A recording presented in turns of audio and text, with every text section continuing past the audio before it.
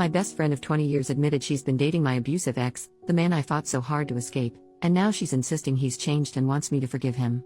I've tried to write this out for days now, but I keep getting too upset to concentrate, so this might be a bit jumpy.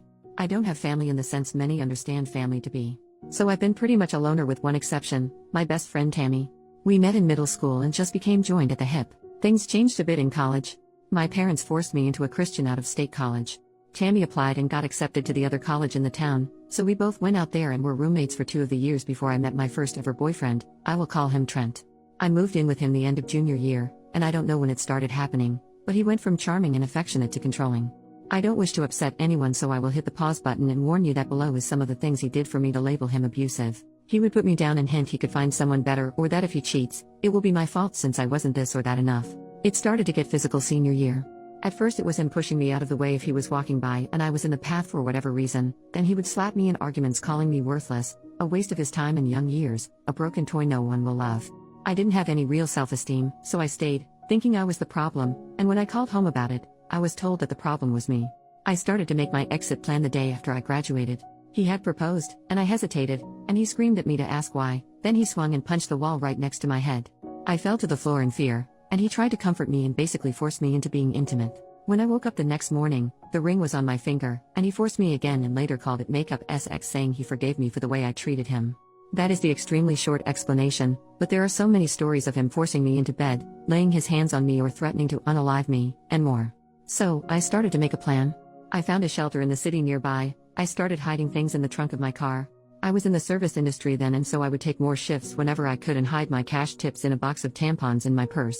And I finally was ready and left him, left my phone. I had a new cheap one, and never went back. Tammy knew him and lived near us, but she didn't know about my plan. She messaged me on social media and I told her what happened.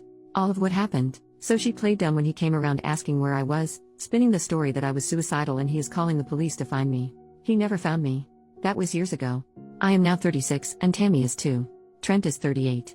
Tammy became a bit religious, but I told her as long as she is happy and safe, I don't care what she leans on in faith. She started to invite me out to her church 4 years ago, and I kept saying no until I very firmly said if she brought it up again, I would just walk out or hang up. I'm not against anyone believing what they want, I just don't want or need to be sucked into it. I honestly do not mean any offense to anyone of any faith. I myself am just agnostic, and if that ever will change, I will decide on my own, but I doubt it will. She got a job 2 years ago overseas. I acted excited for her but I was also deeply devastated. Without her, I had no one else. By this time, I wasn't in contact much with family, and I do have surface-level friends, but no one that's known me in the real sense. I worked it out with my counselor and just carried on. We stayed in touch online and video chatted a lot. She would show me London and I would show her my transition to moving to Texas.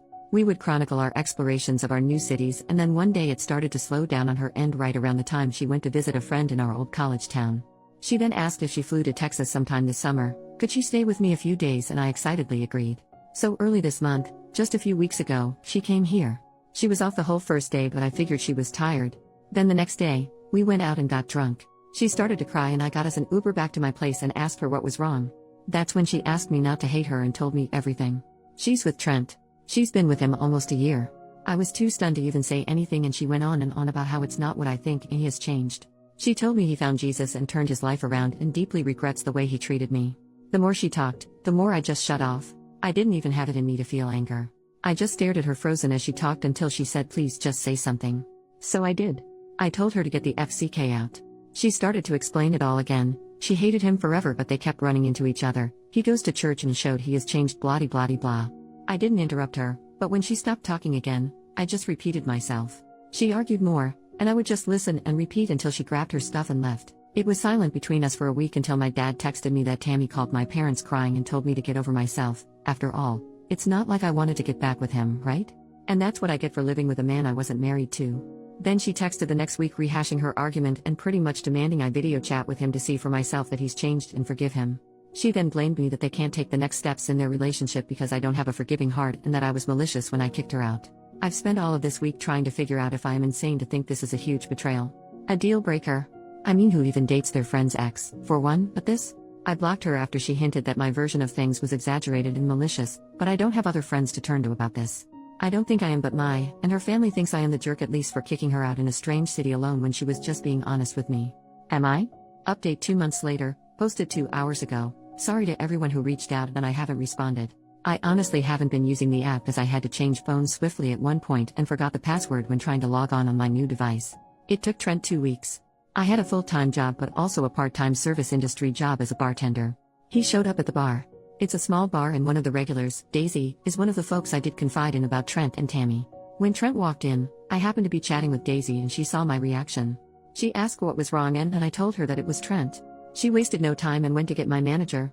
Trent sat at the end of the bar and I took my time checking in on my other bar guests until my manager Heather came out with the other 2 bartenders. Trent had already begun knocking on the bar asking for service loudly and I had been ignoring him. He got kicked out quickly and told that we can and do refuse service to him. I got text from a new number saying it was Tammy and begging for me to answer. She called 4 times and I didn't answer. She left voicemails with Trent and one without all telling me that I was concerning them with my hatefulness, how I am alone in the world and that's not safe, who would I turn to if someone broke into my home at night. Things of that nature and religious crap sprinkled in. I was still on the clock and Daisy suggested I stay at her parents'. I know her mom who sometimes comes with her to the bar. At that point I was shaken enough to take them up on it.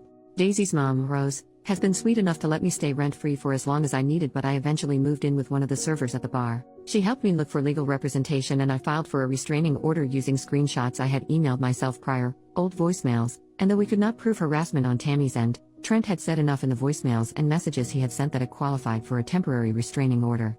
I am safe for now and the hearing is in January. No one knows where I live currently and I've shut down all social media.